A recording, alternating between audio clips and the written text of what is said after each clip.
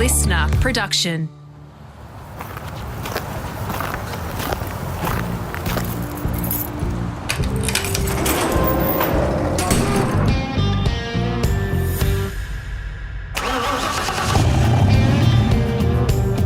I'm automotive commentator and journalist Greg Rust, and this is Rusty's Garage. For this episode, we're celebrating a milestone, 100 feature episodes. Now, we could have counted parts 2s and 3s separately along the way and hit that ton sooner, but we simply did it on guest count of those that had given up their time to properly share their stories. I am indebted to all of them. From laughs over beers in the bush with Larko, that you all seem to enjoy, to Casey Stoner opening up on health battles. There's movie legends like Eric Bana, my buddy Shane Jacobson, and much, much more. Each and every guest or episode is special to me in one way or another. I don't do it for the headlines. I just love conversations. Over the past 5 years, we've had well over 5 million downloads, which blows my mind, and the pod has won a swag of awards with Motorsport Australia, Supercars and Motorsport New Zealand. And that is all because of you good people who listen. From the bottom of my heart, thank you so, so much. It's incredibly humbling to hear how much you all enjoy it.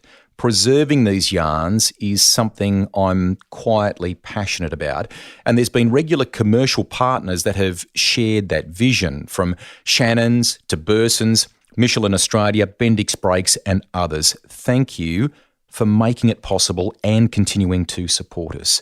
And especially to Grant Tothill and the team at Listener, who basically let me run my own show. I love that autonomy.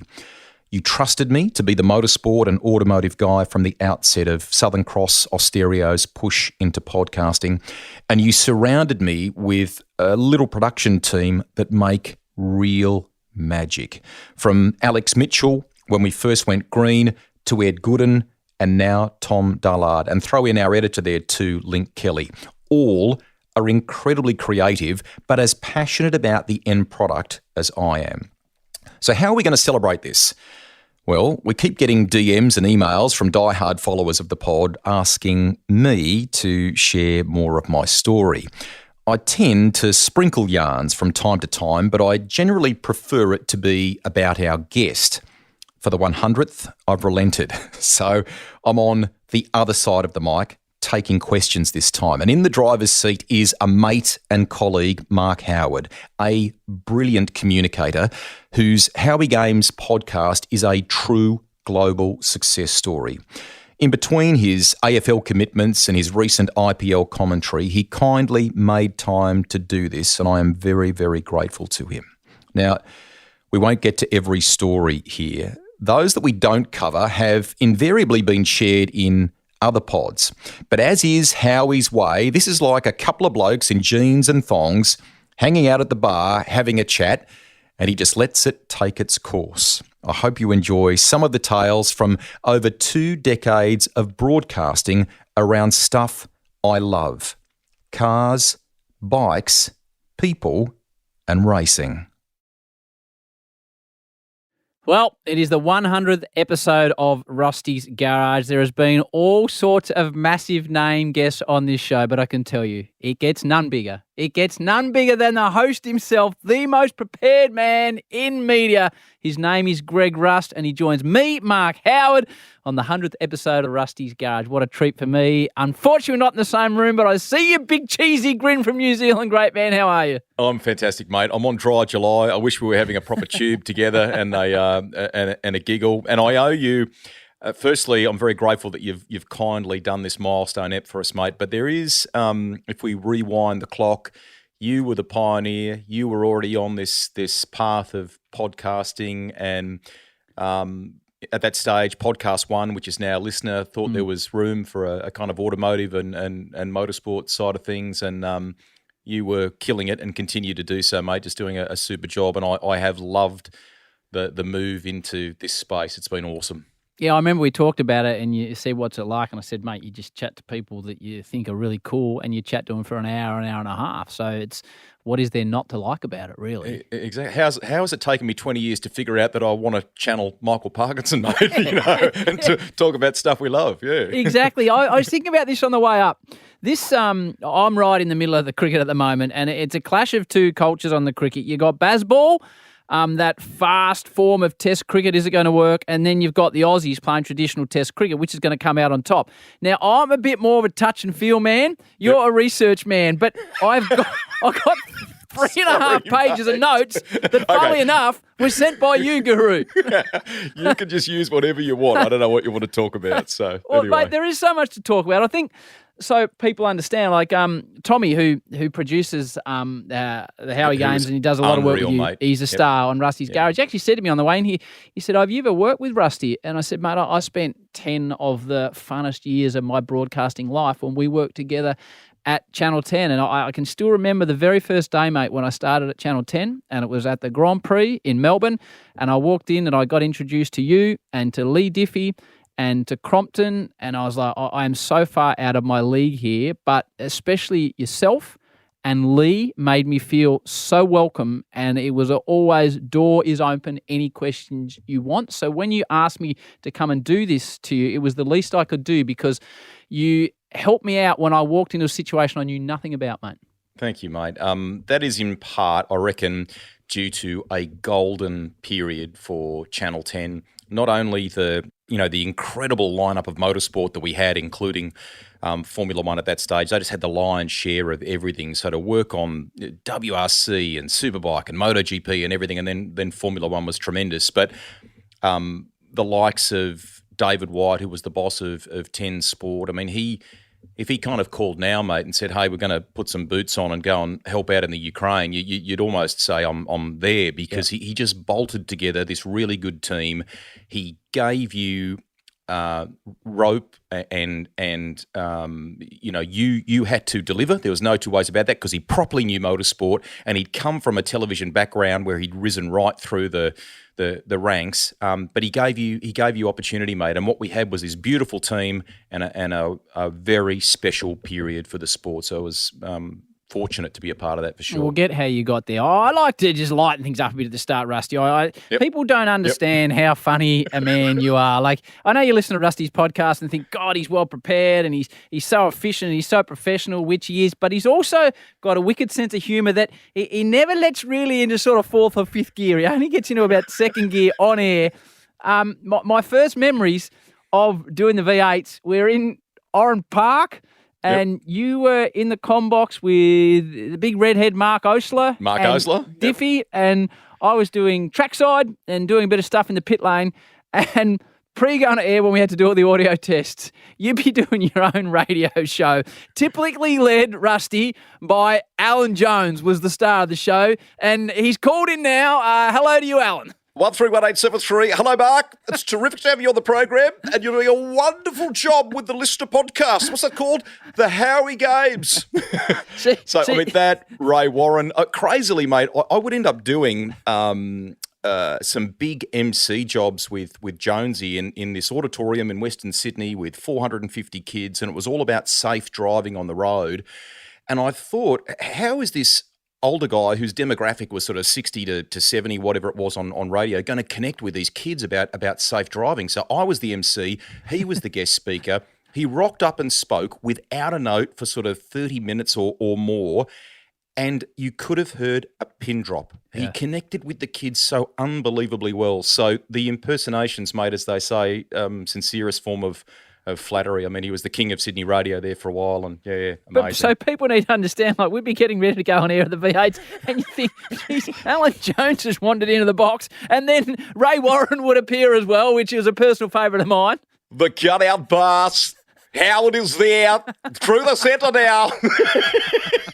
But my favourite, so famously, I'm not sure I've ever told this, and this is about you, but famously at the F1's one year, you'd be up in the commentary box with Diffey or the barbecue, your mate Mark Webber, and I'd be down there as the drivers arrived, and I was trying to get a word in with your man Kimmy, and I was like, Kimmy, And what I'd failed to realise or hadn't jumped onto that Kimmy had left West McLaren the year before, had been replaced by a Heikki Kovalainen, who turned around and said, "My name is not Kimmy, it is Heikki." And you came down and you gave it to me, but you gave me your best Kimmy impression, telling me off, I think. I don't want to talk about this. I had to interview him at one stage for the Grand Prix, and I sat down with the producers and they said, how are we going to unlock him? Because he's actually got a bit of personality away from the camera, and we've seen that, but he's just so short with...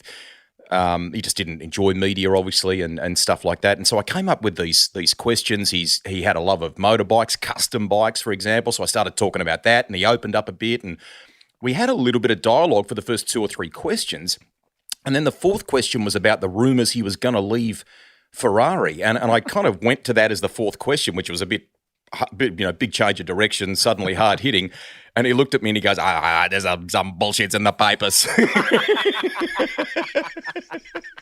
Your Kimmy impression for me, it has always been the one. Righto, let's go back to the start, mate. Where's this love? And you have... And people would see that and hear that in your podcast, and that's why it's so successful, because you're so passionate about motorsport. Where did it come from? Was it watching telly? Was it a next door neighbour? Or where's it come from? Mum and Dad. So Dad especially, he loved Speedway in his late teens, early 20s. Before I could even walk, he and Mum were taking me to a place called the Sydney Showground Speedway, which is now Fox Movie Studios in Sydney. Later, after that, we would go to Liverpool. Liverpool Speedway is now all housing estate. I spent a lot of time at Parramatta Speedway as well. So bikes and cars, not just cars. I owe Dad a lot because we didn't race per se. My father wasn't a racer. He was a passionate enthusiast. He did business with a couple of races. My dad ran a hydraulic company with about 60 staff. And invariably, some of the work they did, he got to general manager in the end of the company. And some of the stuff they did was for legends like the 10-time sprint car champion, Gary Rush, Ronnie Wanless and stuff. So we would get to go with him sometimes on work trips and meet these people.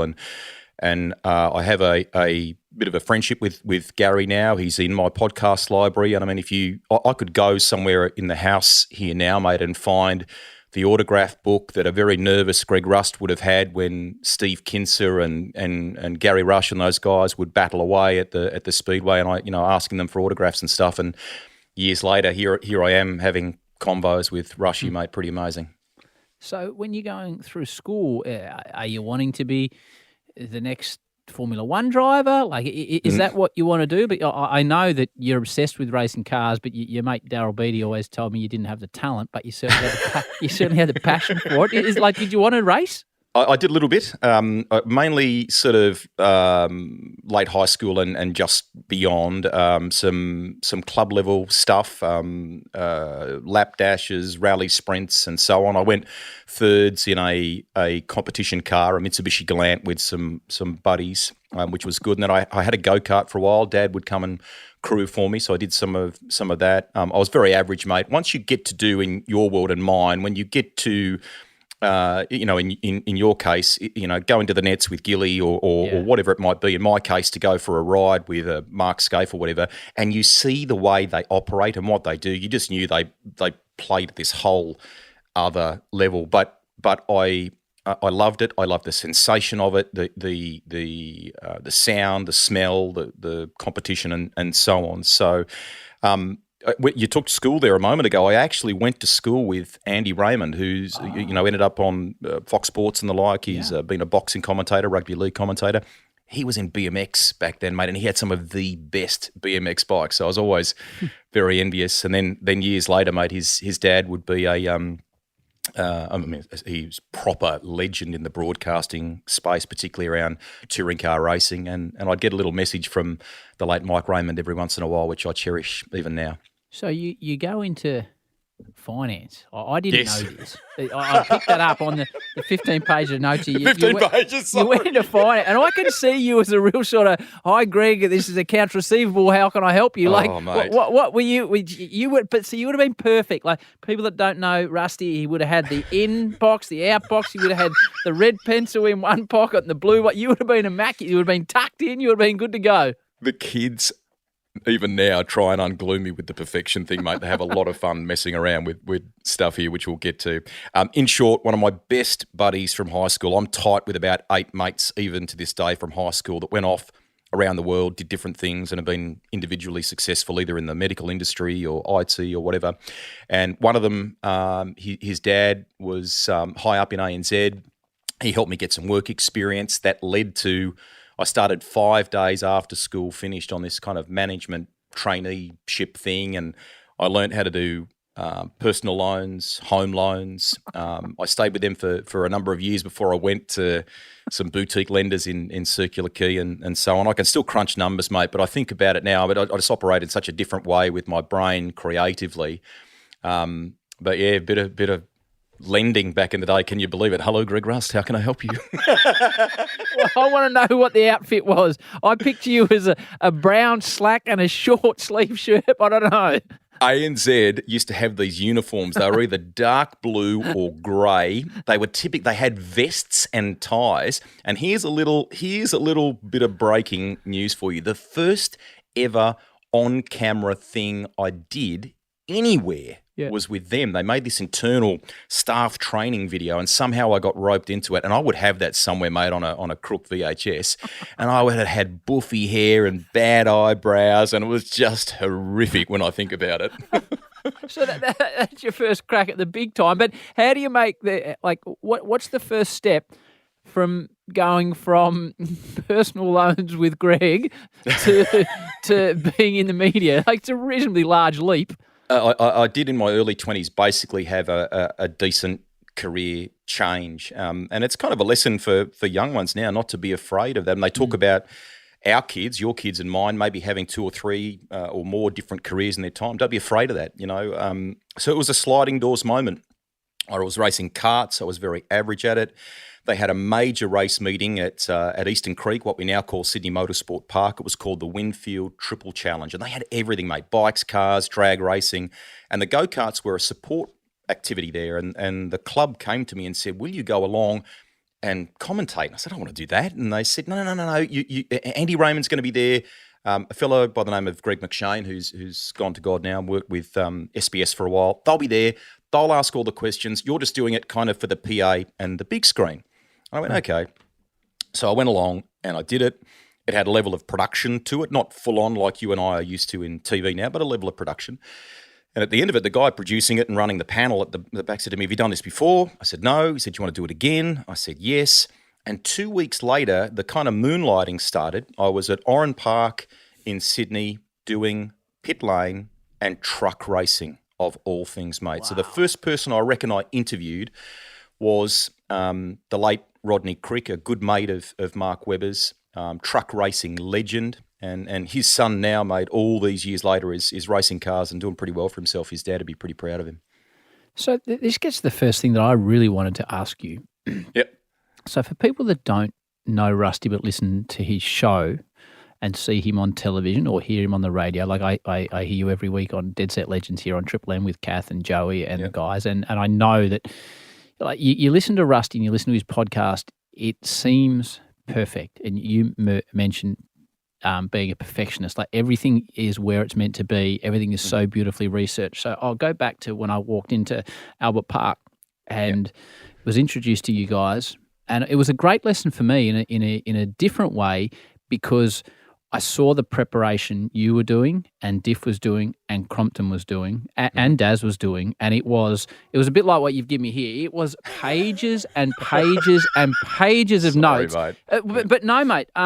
It in a way it set me on a path because I tried to do it at that first Grand Prix to do the research you guys do, and it didn't work for me. It filled my brain with facts that I wasn't really across, just written out stuff that didn't mean much to me. And I learned from that week, you've got to prepare. You hear athletes say you've got to prepare the way that suits you best. And I learned that my way of preparing is very different to your way of preparing, but I admire your way of preparing tremendously because I would compare people that I've worked, Rusty alongside Bruce McAvaney, as the 2 hardest people that are listening to this, the 2 hardest workers and preparers for what they put out. Like what the work you do is why you are here now at 100th episode and have had a long and storied media career. So at what point, mate, did you realise that was your one wood, that you were going to get your confidence to go to air from doing an enormous amount of hard work and preparation?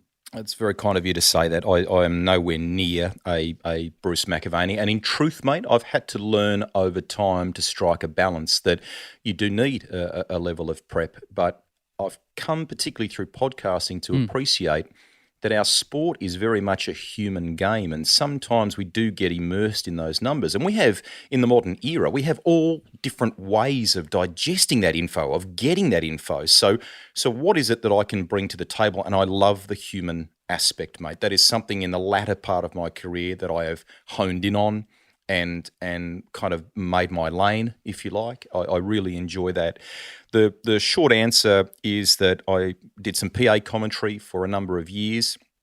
I met people like David Tapp, son of Johnny Tapp, horse racing commentary legend. He told me to go off and do a bit of training with people like Max Rowley. He's a voiceover and presenting legend, and I went to the film, television and radio school and kind of honed some basic craft. But I am not a true journalist in the sense of the word, right? All of the stuff I've learned has been around good people. In the finance years, I moonlighted for a time, and my boss actually, in the final company I worked for, he used to go to the bike GPs, and he kind of cornered me and said, mate, you should pursue this. Why don't you work a couple of days a week for me, make some bucks that you need to keep things going, and then go and chase this stuff on weekends, learn your craft, try and pursue that. And I did. And 12 months later, I kind of came back to him and said, I was almost going to start the conversation about I want to go, and he just said, go. I know why you're here. So that my old man was in business, as I said to you. My grandfather had been in the rag trade and had very senior positions there, and I thought they would freak out about me leaving business to try this. And both of them could not have been more supportive, mate. The dad in particular said to me, I can vividly remember, you give this a proper 2 years. Don't sort of leave anything unturned. Give it a proper shot. Don't be on the front porch, age 65, going, I could have done that, So, yeah, there's hard work in it. I've come to appreciate, as I say, being a bit more relaxed about it. I'm not perfect with that sometimes, but the key has been people and fun, mate. Absolutely. So, looking back, and you talked about lessons for kids earlier on, mate. Did you have reservations? Because like we were joking about the ANZ, but in the 90s, that's a career path, mate. You could still be there now. You're an intelligent man. You get on with people. So whatever you were going to do was going to work out. So there's probably a pretty good path laid out for you in the financial world, a successfully financial path for yourself as well. Did you ever think, oh, hang on, I'm taking a bit of a punt here, or was just I'm going to follow something that I really enjoy doing? Huge trepidation. I mean, the trick is, and this is where Diff, as he would have come across in his podcast chat with you, is very good. You take a risk, you take a punt, you have a go. There's no point holding on to that safety net, because you will never know. So probably two things that I am fortunate of in that point in time is that I got to do a few things that enabled me to learn and to kind of make mistakes that weren't Channel 10 or front line, if you will. So firstly, in a television sense, I started a bit of stuff with SBS and Speedway after a number of years on the PA. Diff and I'd met Leigh Diffey by this stage. He and I were great mates. We were trying to do the same thing. He was a school teacher, moonlighting as well. He would come to our my parents' place and sleep on the fold-out bed in the spare room kind of deal, and we'd share jobs together. If he got an opportunity, because he was so hungry and such a go-getter, if he got a job that was going to be good for him as he climbed the ladder, he would ring me and say, hey, can you cover for me on this one? And I go, yeah, mate, sure. So one of them I drove 10 hours to Ballina to call 100 dirt bike races for him. I went to the Akubra Nationals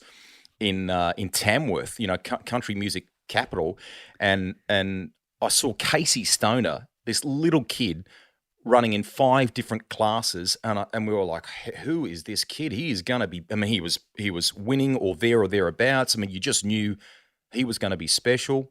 And then there were times where Diff and I got to work together, mate. We did one race. We did one race meeting. We did one at Calder and we did one at a place called Fairbairn Park in Canberra out near the airport. And the commentary tower was kind of spider webs and maybe had broken glass. And we'd go, okay, up next, the 125s. And then you'd put your microphone down and there was a boombox, like a cassette recorder. And it might have had, I don't know, Johnny Farnham or someone playing. You put the microphone to the speaker and then pick it up. Okay, folks, time now for the 250s. And then off you go, you know. So I'd cut my teeth doing that. A fellow by the name of Greg Seater, who runs Australian Video and Entertainment, and he's got the longest running motorsport show on Australian television on SBS called Speedway. Gave me a chance to do a few things, very basic stuff to begin with. His company was attached to a wedding photography company in Burwood in Sydney, but they would make this television show in a separate room in the business. Steve Raymond would go outside and do the hostings in a carport with a sign in the background. We would call off a television in like a lounge room with microphones. I called a hill climb at one stage and the car starts going up the hill and it's a red Commodore and it cuts to a red Subaru. And I went, what? And like I was very early in my television career, but I knew about continuity. I knew that wasn't right. So I'm telling Greg, mate, I'm sorry, this is not right. Can we fix it? And so on. So you learn. That's the first time I actually came across Nathan Prendergast, who I know you listened to recently. He was there back then. And he's gone on to do some amazing things as a television director. So SBS Speed Week helped me cut my teeth. I in the end, I did a little bit of hosting on that program, so I learnt some on-camera stuff there. And then separately in radio, mate, David Tapp had picked up a sport director's job at 2GB in the old building in Sussex Street in Chinatown. There was a great crew there then, mate. Andrew Moore, who calls league for the ABC. Trevor Long, gadget guy, tech guru, who's now on the Today Show, for example. He was on the switch back then. He would take the phone calls for us for the radio show. Paul Murray was there. David Spears, who you know, that hosts Insiders on ABC TV, and Jason Morrison as well. Morrison has up until recently been the director of news at Channel 7 for something like 8 years, just a real proper news hound. And I went through the ranks there, mate, around the grounds, rugby league, AFL, sport news, general reporting, and then in the end I was doing news for them, daytime news, nighttime news for a while there. You know, it's 9 o'clock. Good morning. I'm Greg Rust. Award-winning podcaster Mark Howard has been announced as part of the IPL commentary team. Daryl Beattie with the story. You know, like all this kind of stuff. You know, but I loved it. I loved the news. I had a great bit of fun doing that. And those guys, that collective group that I've just rattled off, they were exceptionally good to me at learning to write for the spoken word, how to tell a story, what the headline was, and all of the things that a proper journalist would get trained in. But because I wasn't, I hadn't gone through uni like that, that was my hands-on learning, mate.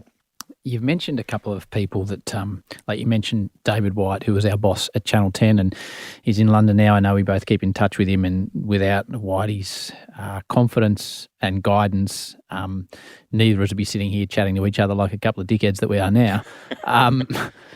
But there's a few people that are close to both our hearts, and the first one you mentioned is Leigh Diffey. So just give me a random you and Leigh Diffey story somewhere, sometime, that normally involve late nights at Bathurst when I saw you two just get completely out of control. But just give me any Diffey story.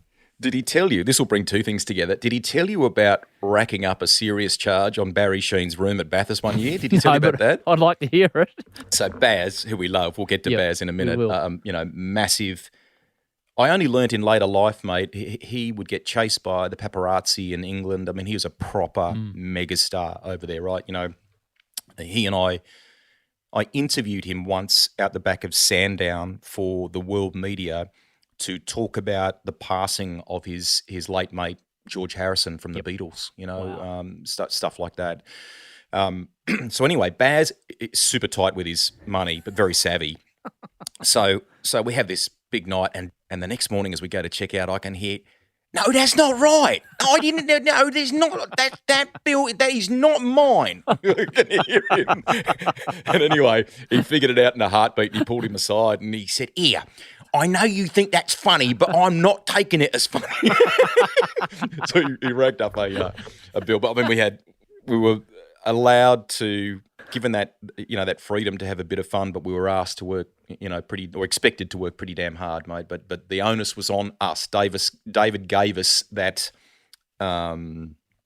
opportunity. It came with expectation, but he bolted together, mate, along with others that were there as well, this immensely tight team that was a joy to be a part of.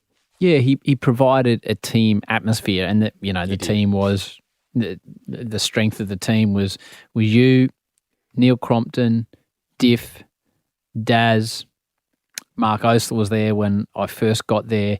The great Mort, who used to work for Peter Brock, used to keep the whole thing together in the commentary box. Matty White was involved in and out. But so how were those early days for you at Channel 10?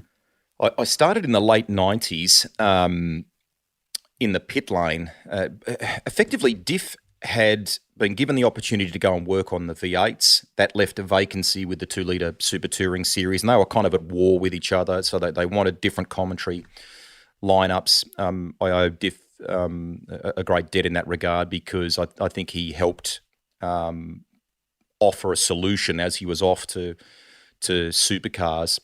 I can remember going to Mike Ordson's office at Channel 10 in a crook tweed jacket with a VHS tape of some stuff I'd done on Speed Week and a powerboat race, which I think had aired on Channel 10 or something. And he recommended powerboat racing, you thought you'd throw in there, Guru. Exactly.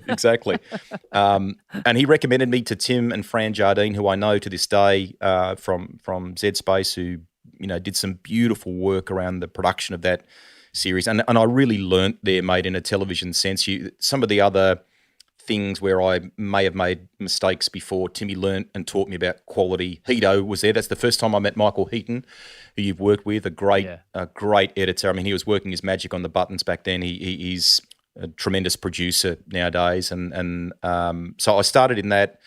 And the opportunity 10 then gave me the opportunity to start working in the pit lane. I have to say that was probably a fraction awkward to begin with, because John Smales had been the pit man, the pit hound, if you like, prior to that. Legend of the Caper. Legend. Yep. Silver Fox, dulcet tones. And mate, if I have half the energy he has to this day when I'm his age, I'll be very happy. He's writing books on motorsport now, doing all sorts of great things. I mean, Willie Hagan, who's just got one of the most beautiful voices for motorsport. I mean, they were the guys, kind of thing. So John had been in the pit lane for 10. I sort of came in there. But Diff, and I guess to a degree, we worked very hard on ensuring that we were respectful of that older group. Diff, it took us a bit of time. Diff would do this thing called Bikes and Bullshit. We would go to dinner in Crow's Nest. Wayne Gardner came one time. I think Peter McKay, the legendary journalist, came along, and we would have these awesome nights. We'd be laughing at the top of our lungs. We would ultimately get kicked out when the restaurant had to close and so on. And what ended up happening was this very respectful thing between the new brigade and the old brigade, if you like. But that's how I started out in pit reporting with 10. I've done some stuff in the booth over time, which we'll probably get to, but I do feel like that is my natural habitat, mate, my home. I love it there, being at the coalface, talking to people and helping to be a conduit, if you like, to get those that the audience wants to hear from to open up about what's going on. It's not about Greg Rust. It is about Glenn Seaton or Mark Winterbottom or Shane Van Gisbergen or Craig Lowndes or whoever it is, telling me what the high, the low is, or what the backstory is, if you will. That's what I always tried to work on when I was in the lane.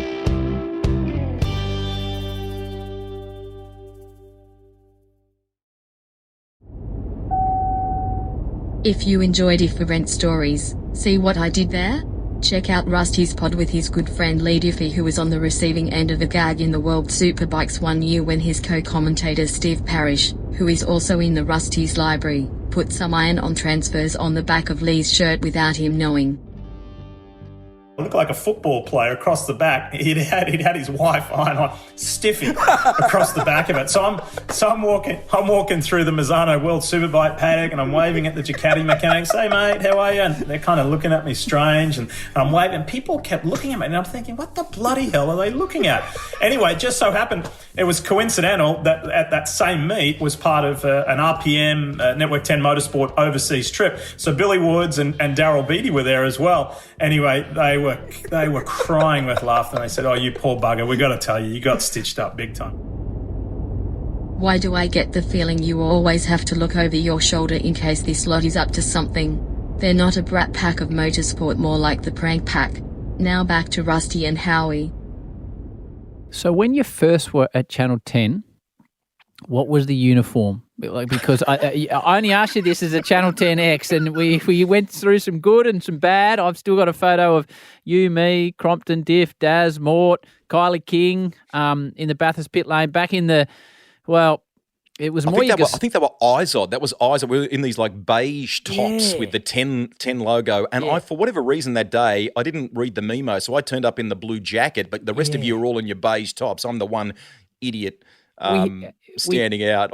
We had a few different ones over time. I didn't go through the denim. Mate, they were golden days. I can remember Bathurst was always a massive week, right? And for the audience's benefit here, they typically set up a TV compound. So there's like these school demountable buildings that are maybe set in a U shape, and some of them are edit suites, and some of the production offices and meeting rooms and so on. There's 200. I can remember the production meetings that Murray Lomax would be in charge of, and there'd be 250 people at the production meeting, like 250, Guru. Yep. I think at its peak, mate, it nearly got to 300 or thereabouts. It was massive, massive. So, quick story. I'm going sideways here. No, you asked please about do. uniform, but I was working at the office at Piermont there. No doubt grabbing some of the stash of Kit Kats. Baz always wanted Kit Kats, so they were always in the drawer. But it was a Monday. No one was there because they were getting ready to go to Bathurst. It's race week. And Anthea Mader and Belinda Mortars are already there. The compound is set up, and they're waiting for the arrival of the crew for a big week of stories and then on air. So I had to ring. I rang, we're talking landlines here, not mobile.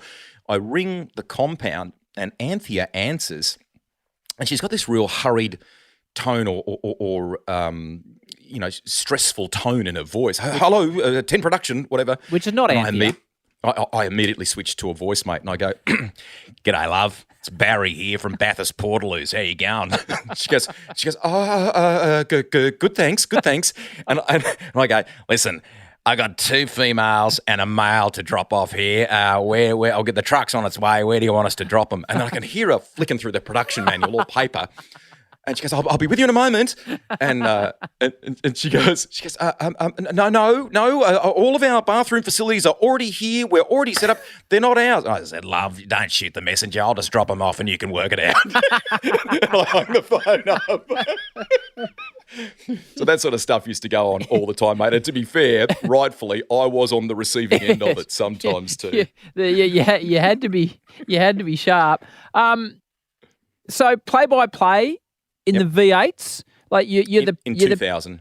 So you're the pit lane man, and there's been some amazing people in the pit lane, but I think you're right. The natural habitat, like you look at Rihanna do it now, or Greg Murphy, who are fantastic at it. I was terrible at it. You were always just in control, and the respect. I think you were good at it because everyone in the pit lane had such tremendous respect for you that they were happy to talk to you in the most difficult situations. So.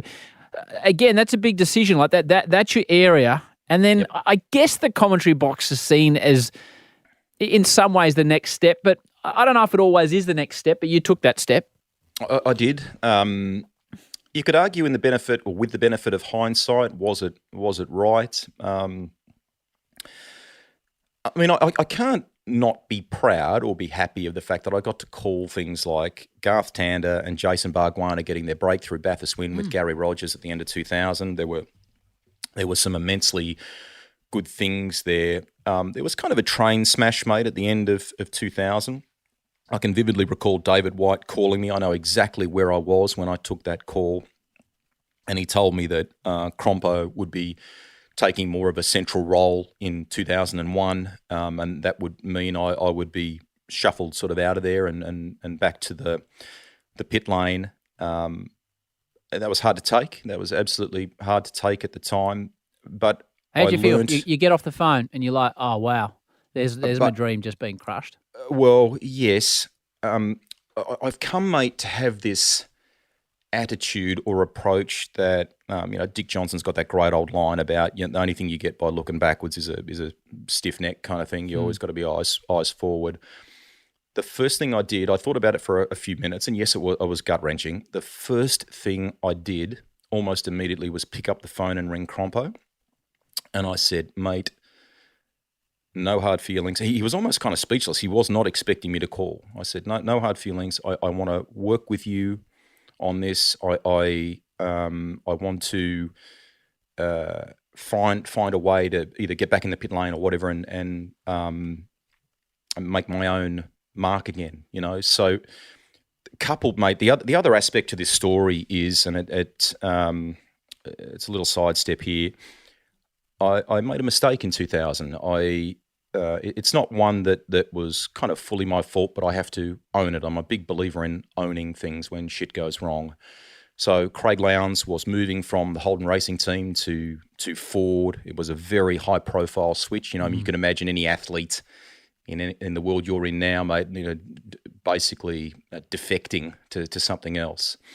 And I was out on the road on a job, and the producer for Sports Tonight called me. And I'm not going to name him because I don't want to throw him under the bus or blame him, but the call basically went something like, hey, mate, it's all happening. Lowndes is going, it's da-da-da-da-da. And I should have stopped and asked more questions, and I didn't, and I broke an embargo, and it's the one time, mate, I have broken an embargo, and I was deeply upset with myself for doing that. I didn't doing it. Explain what you mean. People are going, you broke an embargo? So an embargo basically means a sporting organisation might be announcing something really significant. They will help the media prepare for that by releasing some information, often via email nowadays, back then probably by fax or whatever, and it's very strictly marked on the press release or the email that this is embargoed until this time or this date. So you can know that information, you are not allowed to publicly discuss it. And I didn't ask that question of the producer. I didn't ask enough questions in the haste of thinking that this was out there and what have you. I got on radio and talked about it. It was within about 2 hours of the embargo, I think, or 3 hours of the embargo. Some of the HRT staff didn't know, and I was very disappointed about that. I'm sure Craig told a few people, key people about it, but that's not the point. You don't break embargoes like that, and I've never done it since. So that was a very difficult moment, mate, and I stopped, I owned it, I faxed, and back in the days of faxing, I faxed John Crennan, the boss of the Holden Racing team and Holden Special Vehicles, who's a very tough man, and he was seething, rightly so. If I was in his shoes, I'd be seething too. Years later, he would call me and say, mate, can you go to Channel 7? And he goes, I think the pit lane stuff is a bit lacking. I'd love you to be there, and I think we need you to help lift it. And it took time. You had to go through that difficult moment, but I garnered his respect in the wake of it, right? I don't want to repeat something like that, but I garnered his respect. So that's kind of lesson number one, own it. Providing it's not a career wrecker, Howie, providing you're not in the papers for something really bad, I think you are often judged on how you come back from those moments, not the actual setback itself. So I immersed myself in it. I went about a period of reinvention. What could I do? I started doing stories for RPM, and I can remember, mate, in the period of uncertainty, David, we were at a pre-season production meeting in Mossman, and David kind of put his hand on my shoulder and he goes, "Relax, mate. It's okay." He didn't tell me specifics about where I was going to end up, what I was going to be doing, but he just wanted me to not sweat it too much. It was bad. We could move forward, but the onus is on you. And so, mate, I grabbed it with both hands and I went for it. I started doing feature stuff for RPM. I started reporting on the Australian Rally Championship. I went back to the lane for supercars, and I kind of made it my turf, mate. So I was deeply sad at what I did. Years later, on this very podcast, mate, I apologised to Craig Lowndes. You know, I walked him through it. It in part wasn't my fault, but you have to own it, mate. I f***ed up. I did not ask the right questions. I raced into it in a manner that I wouldn't do now, and I learnt a tough lesson. But I certainly believe that I earned a lot of respect by knuckling down. I mean, some days there, mate, with RPM, I'd pull 24-hour shifts. I would sift through tape and I would find sound bites and bits of vision and Daryl on a dirt bike and a jump with this and a something with that. And you would paper edit the stuff and give it to the editor so they could make these beautiful big features. And I've kept a lot of that stuff. I'm very, very proud of it, mate. It was manual, hands-on. I'm not a proper editor like a Michael Heaton or a Jarvis who you work with, mate, those sort of legends. Own it. If it's not a career wrecker, how can you come back from it? And don't be afraid to reinvent. That were probably my lessons there. As RPM, that was back in the day of 6-7 minute sports stories. Correct. Which seems like an epic these days with everything on. But I know you're big on TikTok, Guru, so that she's a bit... No, I'm not. The kids won't let me near it, mate. Probably a good... I think you'd have an impersonation channel. You'd blow up the old TikTok. Do you want a quick story about impersonations that nearly landed me in trouble? Yeah. I got away with it. Years later, it was around the advent of live streaming. We were getting ready for the Malaysian Grand Prix. It was myself, Craig Baird, and Daryl Beattie. We were on set, and the NBL Grand Final was on. It was the lead-up program before our coverage. And it goes into overtime. It's a cliffhanger. It goes into overtime. So that naturally starts eating into the half-hour preview we have before qualifying. So we're all dolled up. We're on the desk. I don't know what colour the shirts were back then, but we're on the desk. And we're sitting there, and we can see on the monitors, you can see the NBL game going on. So I break into Ray Warren, mate. Well, there's the cutout pass to so-and-so and so-and-so, right? So it all goes fine. The Malaysian broadcast is mint. And on the Monday, Hito rings me and he goes, now, he's got this sort of panic tone in his voice. And he goes, now, I don't want you to freak out about this. And it's actually been received very, very well. And we've had a few people say it was quite funny. And I go, what happened, mate? And he goes, well, it's the early advent of streaming, right? And a lot of it was automated. So here's another lesson to all of us broadcasters about a live mic can be going anywhere. Be careful. I broke into Ray Warren for 8 minutes. I thankfully never slandered anyone or did anything bad. When it kicked in at 5 o'clock, it went live somewhere on some internet thing, and a few people were listening. And, mate, I got away with it. And Hito's, trying to calm me down and telling me that the feedback's actually been good. I'm enjoying the names you bring up. Michael Heaton, when he used to produce the Formula One, and you and the barbecue, and you'd be up there running the whole show, and I'd be in the pit lane or in the paddock, and Hito would say, all right, mate, we need to fill for 3 minutes. I say, I got nothing. He said, Guru, just talk. I said, I got it. Just talk. And he just cut down to hear me like, all right, here we are. You're a great man, Michael Heaton. I mentioned Billy Woods on RPM, another man that was tremendous at the Channel 10 stage. Hey, mate, on the little podcast I do that you kindly mentioned at the start, I had Grant Denyer on late last year. And I told him that he texted me saying, turn your TV on. And it was September 11, 2001. Yes. And he was in the newsroom. Yep. And he reminded me later off air, because we were talking about the psychological impact on reporting on September 11. It struck my mind that he said, I reckon Rusty was involved in the coverage of September 11. So let me paint a picture as best I can here. So it's late at night. It's, 10 or 10:30. Most of the newsroom is starting to clear out for the night. Sandra Sully is on reading the news. I'd been working in the Sports Tonight team, helping the preparation of their side of the bulletin. And I walked past what's called News Exchange. And for people that don't know, that is like a small office, if you will, but it's got a massive bank of monitors with feeds coming in from all over the world, Reuters and NBC and BBC and all this sort of stuff. And you're seeing what everyone else is broadcasting at the time, because as with news, you can then take that and use it because it's for news purposes, right? And I walked past, and the guy that is recording and monitoring everything in there, I said, hey, how you going? And he's kind of ashen-faced. And he said, mate, I think I just saw a plane go into the World Trade Center. And I said, what? And I'm thinking like a Cessna, like a little, someone's, had a moment, whatever. And Sandra's producer was sharp. He switched to it straight away. He made Sandra start LVOing, live voiceovering the pictures, and like that's big mission. And then the phone rings in Sports Tonight, and I grab it, and it's the producer who's in the control room, and he goes, "Are you watching this?" And I go, "Yes." He goes, "Record everything." So I start recording everything. There's tape and machines going everywhere, and the whole newsroom starts to come back to life. I mean, I genuinely thought, mate, it was the start of World War III.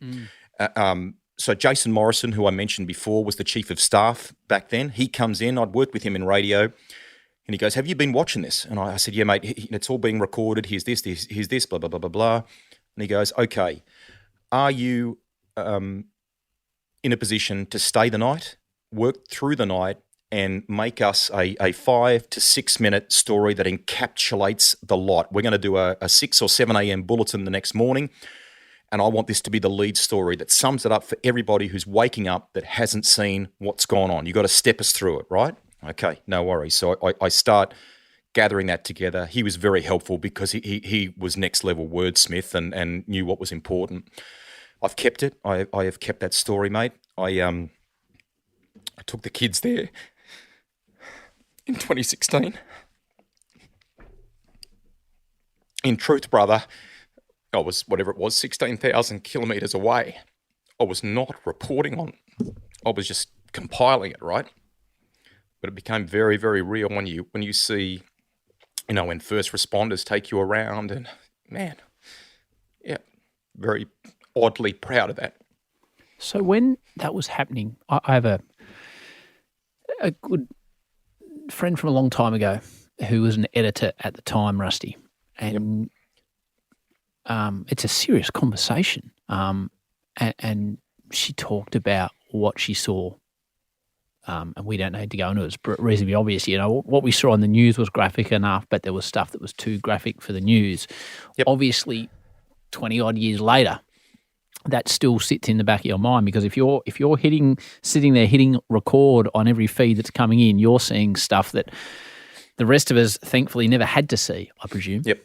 Jason was very good in that regard, mate, because he was your filter. He was the difference between what's a step too far and what's palatable. As I said, mate, it was very confronting, but it wasn't real. I was, thousands of kilometres away. But when I went there years later and seen what they'd rebuilt and heard the on the ground stories, it became very, very real for me. But the team did an amazing job that night. Everyone came back in. The newsroom was alive through 3 a.m., 4 a.m. All these people that properly knew. I mean, you walk in there into some newsrooms now, mate, and they're a shell of what they used to be, very, very sadly. But back then, there were some seriously good operators that knew what to do. They dispatched people on the ground and made a great bulletin the next day.